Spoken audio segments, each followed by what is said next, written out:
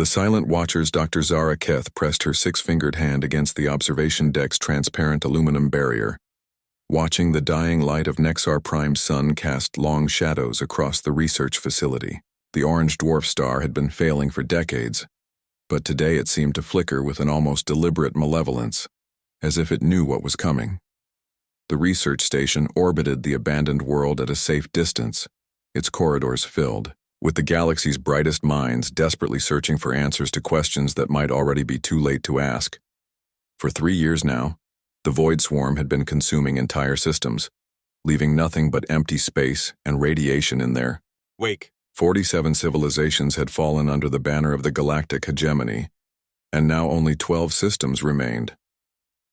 Zara's reflection stared back at her from the barrier, her lavender skin marked with the ritual scars of her people, the Altarians. Each scar represented a year of academic achievement, and at only 30 cycles old, she bore more marks than most scholars twice her age. Her specialty was ancient civilizations, a field that had seemed purely academic until the swarm arrived.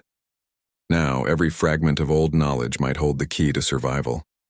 Behind her, the soft padding of approaching footsteps announced the arrival of Commander Voss Traal. The hegemony military officer moved with the practiced silence of his species, the hunters of Kelar Prime, though his usually perfect composure had been cracking under the weight of constant defeats. "Any progress with the Guardian texts?" Voss asked, his voice carrying the harmonic undertones that made his species such effective predators. Even in casual conversation, there was an edge that suggested barely contained violence. Zara turned. From the viewport, her large amber eyes meeting his smaller, sharper ones. "Professor Yule believes we're close to a breakthrough. The quantum resonance patterns in the ruins on Thanos 7 match similar structures we've found on 17 other worlds. Whatever the Guardian species was, they left markers across the entire galaxy." Voss's mandibles clicked in frustration. Markers for what? Ancient graves? Monument to their own extinction?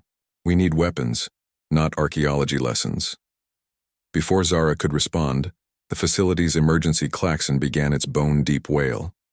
Red lights bathed the observation deck as the automated announcement echoed through the corridors. "All personnel to emergency stations. Unknown contacts detected at system perimeter. Classification, hostile." Both researchers rushed toward the command center, joining dozens of other beings from across the galaxy's surviving species. The hegemony had always prided itself on unity, in diversity, bringing together the wisdom and strength of every world they protected. Now that diversity might witness the end of everything they had built together. Professor Mrin Yule was already at his station when they arrived, his crystalline form refracting the emergency lights into a rainbow of warning colors. The elderly historian's body was composed entirely of living mineral, a trait of his species that allowed them to store vast amounts of information in their crystal matrices. If anyone could decode the Guardian mysteries, it would be him. "The contacts just appeared," reported Lieutenant Jax, a young cerulean whose blue skin had paled to almost white with fear. No hyperspace signatures, no gravitational distortions. One moment empty space, the next moment. She gestured helplessly at the tactical display. The main screen showed a sight that chilled every being in the room. Thousands of organic-looking ships moved in perfect formation toward their position, each one the size of a small moon. The Void Swarm had found them, and this time, they had brought everything. "How long until the defense fleets arrive?" Voss demanded, though they all knew. The answer would not bring hope. "Admiral Corvin's task force is 18 hours out," Jax replied. "The 7th Fleet is even further. We're alone." Zara watched the approaching nightmare and felt something stir in her mind, a half-remembered passage from the ancient texts she had been studying. "Professor Yule," she called across the room. "The Thanos inscription, the one that mentions watchers in the dark between stars. What if it wasn't metaphorical?" The crystal being's form brightened as he accessed his stored memories. "You think the Guardian species isn't extinct? That they're still out there somewhere?" "Not somewhere," Zara said, her excitement growing despite the approaching danger. "Someone." The quantum signatures I've been tracking, they're not residual energy from ancient technology. They're active scans, ongoing surveillance. Commander, Voss turned away from the tactical display. What are you suggesting? I'm suggesting that whoever built those monuments has been watching us, watching the entire galaxy, and maybe, she paused, hardly daring to voice the thought, maybe they're waiting for something. The proximity alarms reached a fever pitch as the swarm ships entered the system's outer planets. Long-range sensors showed the horrible efficiency with which they worked. Entire worlds simply vanished into their hulls, consumed for raw materials and energy. The dying star of Nexar Prime seemed to pulse brighter, as if responding to their presence. Professor, Zara said urgently, the resonance frequencies from all the Guardian sites. Have you ever tried broadcasting them as a signal? Mirin Yule's crystalline form flickered through several colors before settling on a deep blue of concentration. Broadcasting to whom? And how do you know they would even be listening after all this time? Because, Zara said, studying the energy readings from the approaching swarm, look at the quantum distortion patterns. They're identical to what we found in the ruins, but inverted. The swarm isn't just destroying civilizations, they're actively disrupting the Guardian frequency network. Understanding dawned across the command center. If the swarm was working to silence something, then that something might be the key to stopping them. With shaking hands, Zara input the harmonic sequences they had discovered into the station's communications array. Broadcasting on all Guardian frequencies, she announced. If anyone is listening, if anyone remembers what these worlds once were, we need help. The signal pulsed out into space, carrying with it the desperate hope of the galaxy's last survivors. For long moments, nothing happened. The swarm continued its inexorable approach, now only hours from their position. Then space began to change. At first, it was subtle, a shimmer at the edge of sensor range like heat waves rising from sun-baked stone. Then the distortions grew stronger, reality itself seeming to bend and fold. The stars in that region of space shifted, stretched, and suddenly weren't where they had been moments before. "What is that?" whispered Lieutenant Jax, her voice barely audible over the humming of stressed equipment. Ships began to emerge from the folded space, not the organic curves of the swarm vessels, but sleek angular constructs that seemed to cut through reality like knives through fabric. They were smaller than the swarm ships, but moved with a precision and purpose that spoke of technology far beyond anything the hegemony possessed. "Energy signatures are off the charts," reported another technician, his voice cracking with amazement. "These readings don't match anything in our databases. The materials their hulls are made from shouldn't exist according to our physics." Commander Voss stared at the tactical display, watching as hundreds of the mysterious vessels took position between the research station and the approaching swarm. "How many are there?" "Sensors show at least 2,000 vessels in the first wave," Jax replied. "But there are more coming through. Many more." The communications array suddenly crackled to life, but not with the usual static and interference of long-range transmission. This signal came through clear and strong, as if originating from within the station itself. When the voice spoke, it carried an accent none of them recognized, speaking words in the ancient galactic standard that only scholars still remembered. "Research Station Nexar, this is Fleet Commander Elena Rodriguez of the Human Defense Expedition. We received your signal and have come to assist." The command center fell silent. Every being present knew the word human from the oldest texts, the mythological species that had supposedly vanished from the galaxy millions of years ago. They were the subject of legends and children's stories, not active military forces. Professor Yule was the first to find his voice. "This is Professor Mirin Yule of the Hegemony Research Division. Humans are extinct. They have been gone for eons."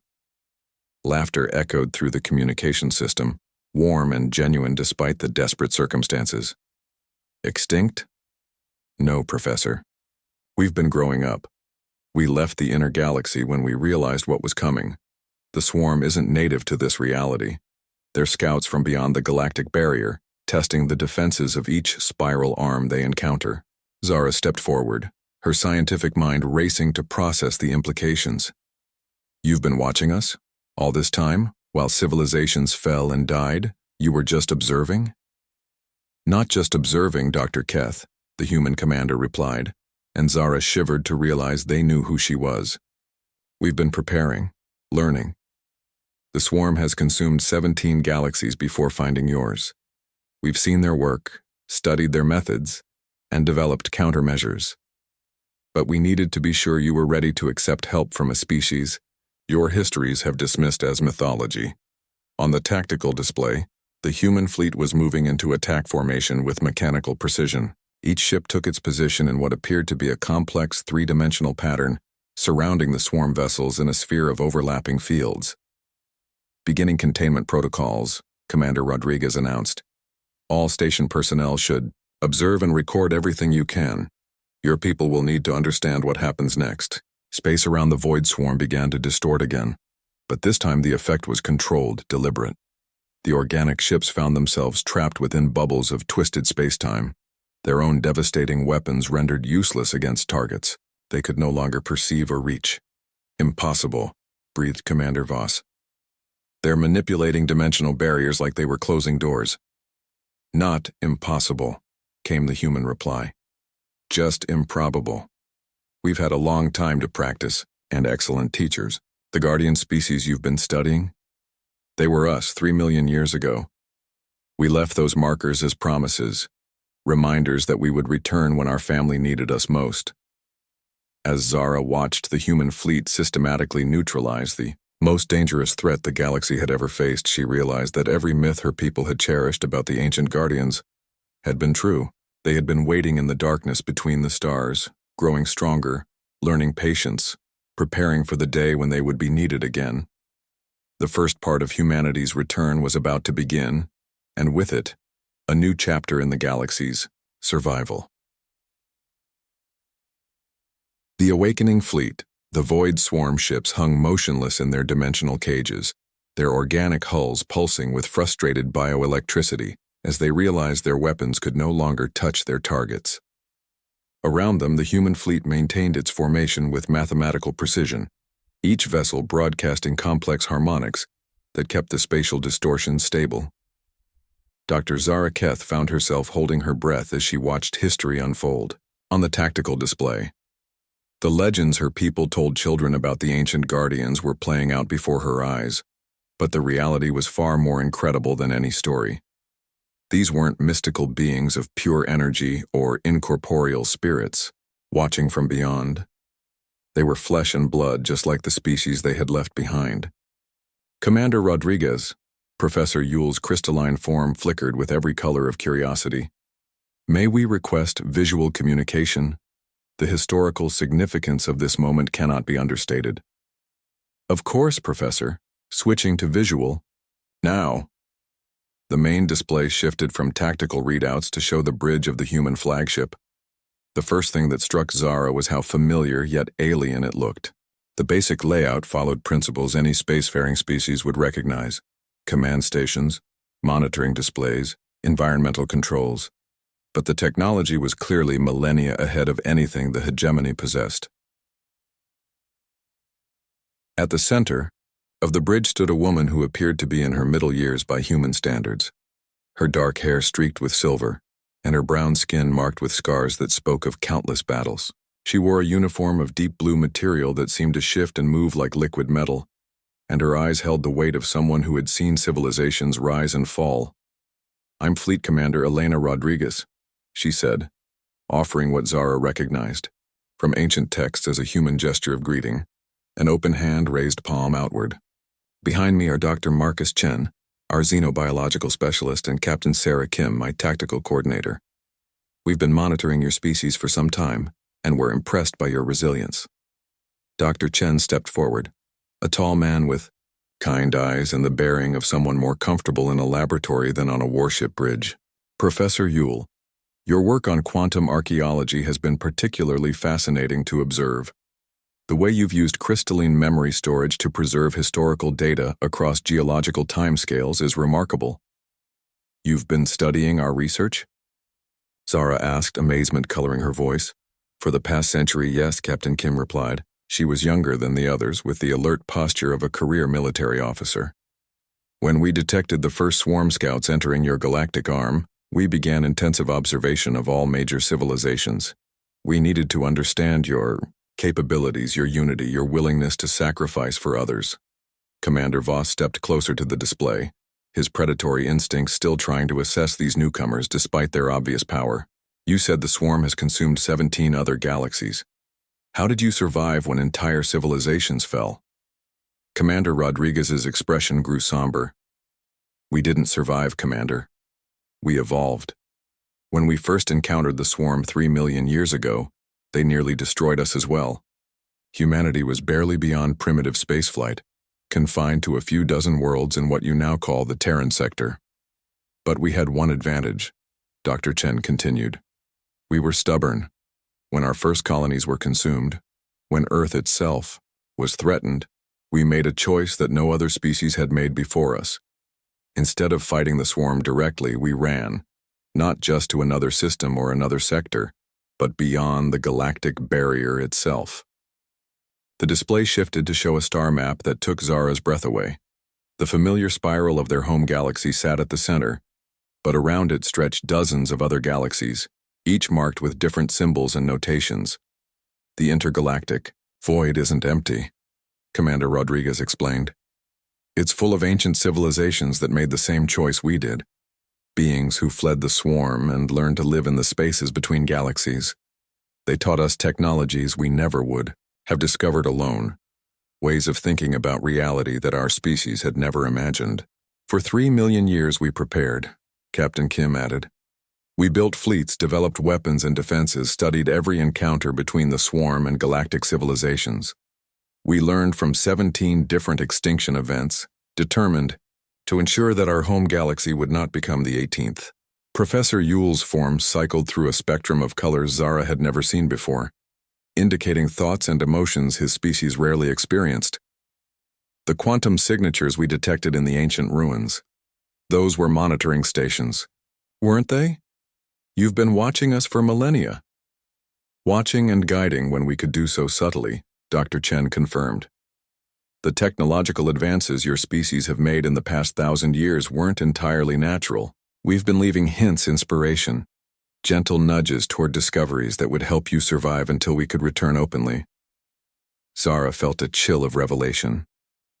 The breakthrough that led to our faster-than-light travel, the quantum computer, developments, even the formation of the hegemony itself, all influenced by our subtle interventions, Commander Rodriguez admitted. We needed you to be united when the swarm arrived. A fractured galaxy would have fallen in days rather than years. The tactical display showed the void swarm ships beginning to change color, their organic hulls shifting from their usual sickly green to a deep crimson. Commander Voss recognized the change immediately. It was the same color they had turned before destroying the Kepler defense fleet. They're preparing to self-destruct, he warned. When cornered, the swarm ships detonate with the force of stellar cores. Yes, we know, Captain Kim replied calmly. Dr. Chen, initiate biological suppression protocols. On the display, the human ships began broadcasting a new frequency, one that made the space around the swarm vessels shimmer with an almost musical quality. The crimson coloration of the enemy hulls began to fade, returning to their original sickly green and then shifting to a pale yellow that indicated dormancy. How? Whispered Lieutenant Jax, her blue skin now flushed with amazement rather than fear. Dr. Chen smiled gently. The swarm isn't artificial intelligence or mechanical automation.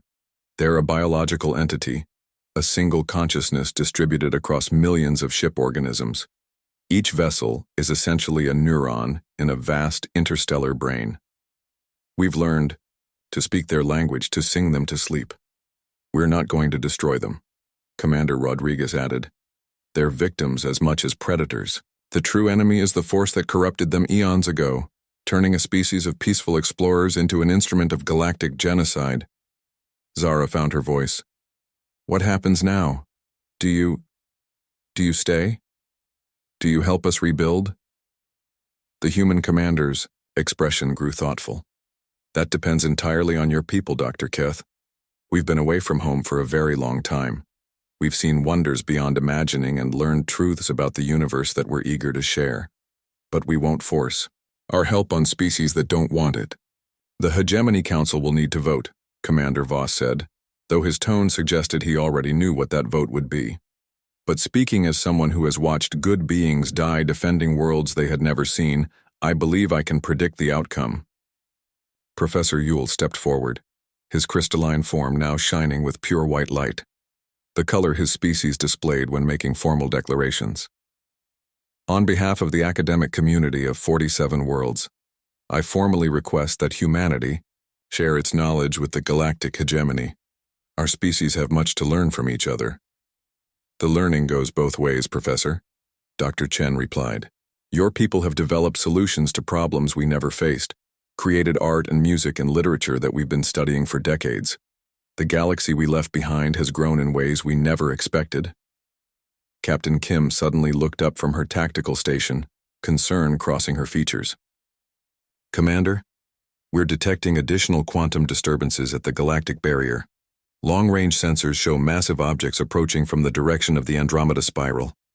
Commander Rodriguez's expression hardened. The swarm masters, we knew they would come eventually. She turned back to the communication display. Dr. Keth, Commander Voss, Professor Yule, what we've shown you today was just the first test. The real challenge begins now. The entities that control the swarm are ancient beyond measure and far more dangerous than their servants. But this time, she continued, the galaxy won't face them alone. Humanity has returned and we've brought friends. The star map display expanded again, showing streams of ships emerging from the intergalactic void. Not just human vessels, but craft of dozens of designs from species that had made the same choice humanity had made long ago. The Exile Fleet, Dr. Chen explained, representatives from every species that has ever faced the swarm and survived. We've been waiting 3 million years for this moment, the chance to end the threat once and for all.